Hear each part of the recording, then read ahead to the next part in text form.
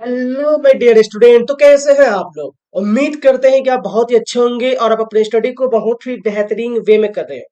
और दोस्तों, अगर आप अपने स्टडी को बहुत ही बेहतरीन वे में कर रहे होंगे तो ये चैनल एस फॉर स्टडी आपको काफी हेल्पफुल होगा।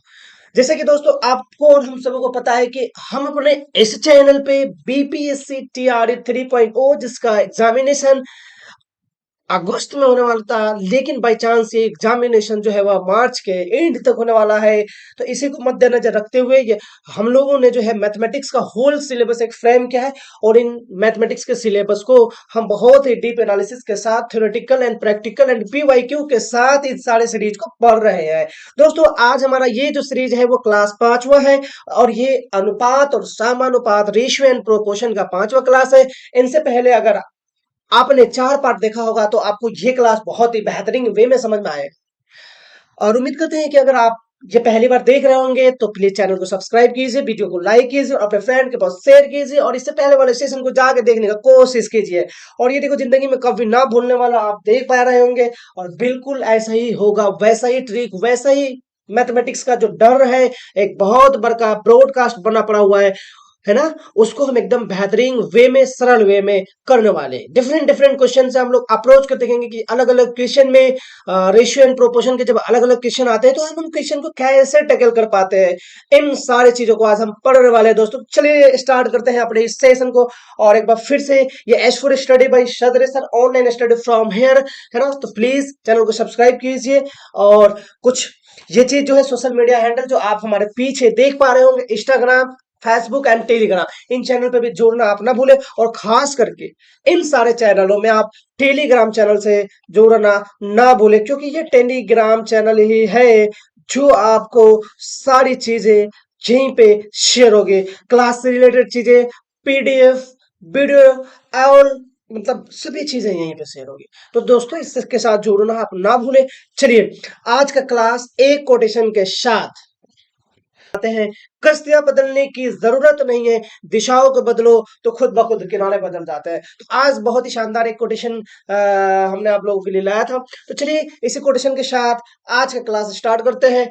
और आज का क्लास इन इंपॉर्टेंट क्वेश्चन के साथ हम लोग देखते हैं। क्वेश्चन कहता है दोस्तों कि देख सकते हो, हाँ, आपके स्क्रीन पे दिखाई भी दे रहा होगा कि दो संख्याओं 3:4 में, और इनका एलसीएम दिया है 84। तो बड़ी संख्या क्या होगी? 30 होगी, 54 होगी, है ना, 28 होगी, 26 होगी। चलिए इनको बनाते हैं। एलसीएम तो हम लोग जानते हैं, लोअर कॉमन, है ना, मल्टीप्लीकेशन, लघुत्तम समापवर्तक, लॉसा। देखो दोस्तों, लॉसा यहाँ पे क्या दिया है? एलसीएम जो है, एलसीएम इसका 84 दिया। चलो कोई बात नहीं। अगर एलसीएम 84 दिया है तो यहां से दोस्तों हमको पता है कि एलसीएम का मतलब होता है कि मतलब जो संख्या होता है ना, उनका एलसीएम। तो संख्या दोस्तों क्या है? 3:4 में। तो सबसे पहले जब भी हम लोग अनुपात को हटाते हैं तो वहां पे एक्स आ जाता है। तो संख्या दोस्तों क्या? 3x,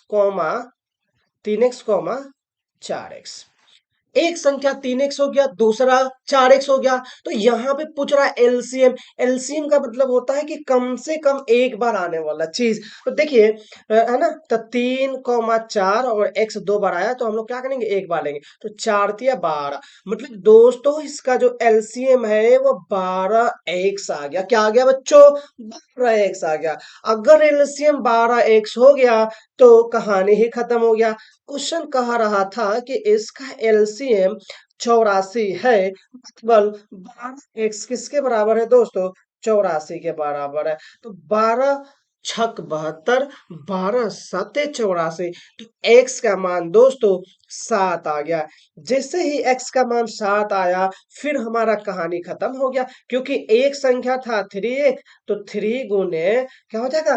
3 गुने 7, तो 7×3 = 21 होगा। और एक संख्या था 4x, तो 4 गुने 7, तो 7×4 = 28 हो गया। अब हमारे पास टोटल दो ही संख्या थे और ऑप्शन 4 थे, 30, 54, 28, 56। लेकिन बच्चों यहाँ पे पूछ रहा है कि छोटी संख्या क्या होगी, नहीं बड़ी संख्या क्या होगी। तो बड़ी संख्या आप और हम सब कोई देख पा रहे होंगे कि बड़ी संख्या 28 है। और ऑप्शन सी की ओर इशारा हो रहा है। समझ में आ गया दोस्तों? चलिए आगे बढ़ते हैं इसी क्वेश्चन के साथ। अगला क्वेश्चन कर रहा है, तीन संख्याएं क्रमशः 3:4:5 में दिया गया है। पहली और तीसरी संख्या का योग दूसरी संख्या से 52 अधिक है, तो सबसे बड़ी संख्या क्या होगी? 39 होगी, 52 होगी, 65 होगी, 26 होगी। फिर से बहुत ही सरल, बहुत ही आसान क्वेश्चन। फिर से तीन संख्या, दोस्तों यहाँ पर हमारे पास कितने संख्या का बात हो रहा है? तीन संख्या का बात हो रहा है। तो इन तीन संख्या 3, 4, 5 के अनुपात में, ओके कोई बात नहीं। तो इन संख्याओं को सबसे पहले हम लोग चेंज करेंगे, तो एगो 3x होगा, दूसरा 4x होगा, तीसरा 5x होगा। अब क्वेश्चन में कहता है कि पहली और तीसरी संख्या का योग, मतलब बाबू 3x और 5x का जवन जोड़ होगा वो दूसरी संख्या से 52 अधिक होगा। तो दूसरी संख्या 4x, 52 अधिक मतलब 4x प्लस 52। अब तो यहाँ पे पांचवें क्लास के बच्चा भी सॉल्व कर लेगा, आप तो पांचवें क्लास के टीचर बनने वाले हो। तो 5 और 3 एक्स है ना, बराबर 4x प्लस 52। अब आपको पता है कि जब जात मिलता है तब भात खाता है, मतलब x वाले को x के तरफ ट्रांसफर करेंगे, मींस कांस्टेंट को कांस्टेंट की तरफ, वेरिएबल को वेरिएबल की तरफ, चर को चर की तरफ, अचर को अचर की तरफ। तो 8x माइनस 4x बराबर 52। तो 8 में से 4 जाएगा, 4x बराबर 52। तो 4 से काटो बेटा, 4 से 13 बार में कटा। बस जैसे ही x का मान निकला, कहानी खत्म। क्यों? क्योंकि हमारे पास दिख रहा है कि एक क्या है, 3x है, दूसरा जो है वह 4x है, और तीसरा क्या है, 5x है। तो 3x का मतलब क्या हुआ? तो 3 गुने 13, 3 गुने 13, 3 गुने 13, 3 गुने 13, तो 13 तिया 39। दूसरा है 5x, मतलब 5 गुने 13 मतलब 65। और तीसरा है 4x, 4 गुने 13 मीन्स 13 चौका 52। अब इसमें बड़ी संख्या पूछ रहा था आपको, तो 39, 65 और 52 में जो सबसे बड़ी संख्या है बच्चों, वो बड़ी संख्या है आपका 65। तो इसका आंसर हो जाएगा सी। समझ में आ गया बच्चों? इसका ऑप्शन क्या हो जाएगा? सी हो जाएगा। चलिए अब इसी तरह से हम लोग आगे बढ़ते हैं क्वेश्चन को। तीन संख्या ए बी और सी ऐसी दी गई है कि ए का 2 गुना बी के 3 गुने के बराबर है, और बी का 4 गुना सी के 5 गुने के बराबर है। तो ए तथा सी का अनुपात क्या होगा? बहुत सिंपल है बेटा। तीन संख्या दिया है A B C, okay done done done. A का 2 गुना बी के 3 गुने के बराबर है, तो ले भाई ए का 2 गुना मतलब 2a, बी के 3 गुने के बराबर है 3b, हो गया खल्लास। ए का 2 गुना बी के 3 गुने के बराबर। अब यहां से ए रेशियो अगर बी निकालोगे तो 3:2 हो गया। चलो भाई एक चीज तो हमारा पास निकल गया। फिर इसी बेसिस पे बी का 4 गुना सी के 5 गुने के बराबर है, मतलब बी अनुपात सी निकल गया, 5:4। और आपसे पूछ रहा था क्वेश्चन में कि ए तथा सी का अनुपात का होगा, तो अब जो है ना, अब जो है कोई भी बना सकता है सर जी क्या? तो ए बाई सी लिखने के लिए अपने को लिखना पड़ेगा ए बाई बी गुने बी बाई सी। इससे आसान कंसेप्ट कोई नहीं बता सकता है। ए बाई बी का मतलब हो गया 3/2 और 5/4। 5 तिया 15 और 4 दूना 8, मतलब 15:8। इसका भी ऑप्शन क्या हो गया बेटा? सी हो गया। तो देख सकते हो इतना बड़ा क्वेश्चन, इतना शानदार क्वेश्चन को हम लोग कितने आराम से बनाए। ये मुझे समझाना था, इसलिए हमने थोड़ा सा अप्रोच स्लो गया है। अगर मुझे समझाना नहीं होता तो फिर दोस्तों हम तो फिर और जल्दी से लेके उड़ा देते हैं ना। एक और क्वेश्चन, ये क्वेश्चन बहुत इंपॉर्टेंट क्वेश्चन, बहुत इंपॉर्टेंट क्वेश्चन, कई बार एग्जाम में पूछा गया क्वेश्चन है कि दो संख्याओं का अनुपात 4:5 है। ओके बेटा, पहली संख्या में 20% की अगर वृद्धि करते हैं तो दूसरी संख्या से 20% का कमी करते, सॉरी कभी नहीं होना चाहिए बेटा, कमी होना चाहिए। कमी करने पर प्राप्त संख्या का अनुपात क्या होगा? मतलब देखो दो संख्या है ना, दोनों का अनुपात दिया है, और फिर कहता है कि पहली संख्या में 20% क्या कर दो, बढ़ा दो, और दूसरी से 20% घटा दो। मतलब 4 पे 20% बढ़ा देंगे, मतलब 4 का 20%, और उधर 5 से 20% कम कर देंगे, यानी कि 5 का 20% कम, मतलब 4 का 20% वृद्धि। 4 का 20% वृद्धि, ले भाई ले, हलवा है हलवा है हलवा है ना। 4 का 20% क्या होगा? तो 4 गुने 20% बढ़ रहा है, मतलब मान लो 100 रहा होगा तो ये क्या हो गया? 120 हो गया। और फिर 5 का 20% कम हो रहा है, मतलब 100 रहा होगा तो 80, 100 से 100 काटो, एक जीरो से एक जीरो काटो, है ना? 4 से देखो, 4 दो 8 काटो, 2 छह के 12 काटो, देख रहे हो? 6:5, ऐसा कुछ आ रहा है। इतना आसान ट्रिक है कि आपको कलम भी जल्दी उठाने का आवश्यकता नहीं पड़ेगा। देख सकते हो, option number A is the correct option. देखिए, अगर किसी भी तरह का परेशानी फिर भी आता हो तो यू कैन कनेक्ट मी, है ना? कहाँ पे भाई? इन कमेंट सेक्शन, या आप हमें मेल कर सकते हैं, है ना? हमारा मेल आपके पास होगा, है ना? मेल, ठीक है। सबसे बेस्ट वे है जो आप हमें कमेंट सेक्शन में पूछे, वहां पे कोई लटर पटर वाला बात नहीं होता है। फिर से आ जाइए नेक्स्ट क्वेश्चन की ओर। तीन संख्याओं का अनुपात, सॉरी, तीन संख्याओं का योग 98 है, ठीक है। पहली और दूसरी संख्या का अनुपात 2:3 है, और दूसरी और तीसरी संख्या का अनुपात 5:8 है। तो दूसरी संख्या क्या होगी? सबसे पहले तो बाबू क्या संख्या है? तीन संख्या, तीनों का योग है 98, ठीक है। पहली और दूसरी का अनुपात, जो अनुपात है, ठीक है। पहली है मतलब फर्स्ट, और दूसरा क्या है दोस्त? सेकंड। फर्स्ट और सेकंड का अनुपात क्या है बच्चों? तो दो अनुपात तीन है, लिख दो, नो प्रॉब्लम, 2:3 है। और फिर कहता है बाबू दूसरी और तीसरी, थर्ड का अनुपात कितना है दोस्तों? तो 5:8 है।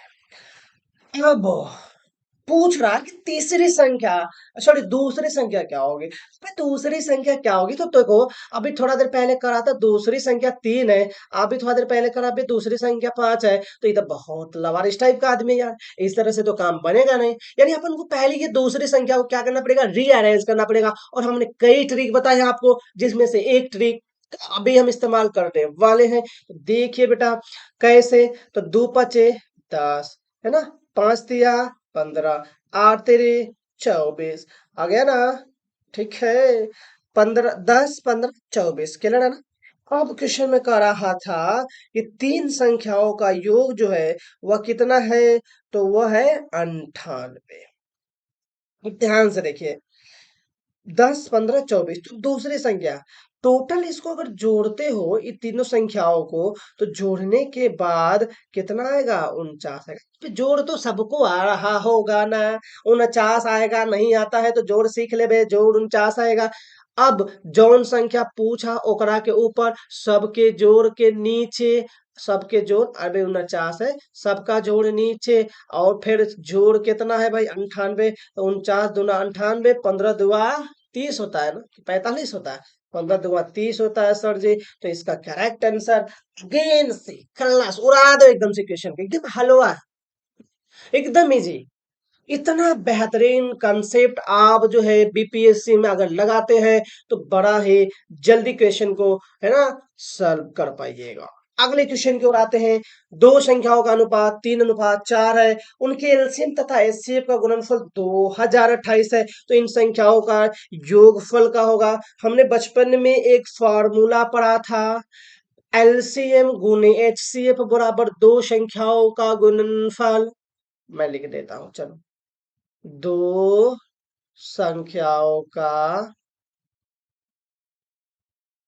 गुणनफल, ठीक है बच्चों, ये होता है एलसीएम गुने एचसीएम, स गुने म होता है बच्चे। तो चलिए आ जाते हैं। दो संख्याएं, एक बच्चे 3x है, दूसर 4x है, और दोनों का एलसीएम और एचसीएफ का गुणनफल 2028 है।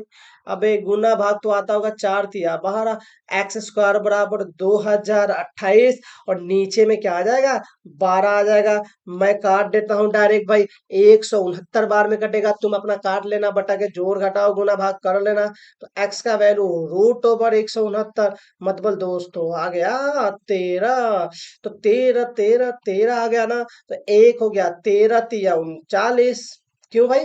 क्यों हो गया? क्योंकि एक था एक था 3x, तो 3 गुने 13, 13 तिया 39, और दूसर था 4x, मतलब 4 गुने 13, 13 चौके 52, दोनों का जोड़ पूछा है। तो 9 2 11, 5 3 8 1 9, 91, लो जी आंसर आ गया। तो कितना आसानी से बनता है बे। अरे मैथ का डर नहीं करने का एग्जाम में, हम लोग इतना आसानी से मैथ के क्वेश्चन को बना सकते हैं, है ना। चलिए, तीन संख्या 1 2 3 के अनुपात में है, और फिर कहता है कि इनके वर्गों का योग 504 है। तो बड़ी संख्या क्या हो गई। अबे वर्ग करने का मतलब क्या हुआ, एक का वर्ग तो एक ही होगा बच्चों, ठीक ना। दो का वर्ग 4 होगा, और तीन का वर्ग 3 तिहाई 9 होगा। कितना, तो 9 4 13 14। तो 14 = 504। तो एक यूनिट अगर निकालते हो तो 504/14। काटो, 14 तिया 42, 14 तिया 42, और 14 छक 84, कितना हो गया, 36 हो गया। तो यदि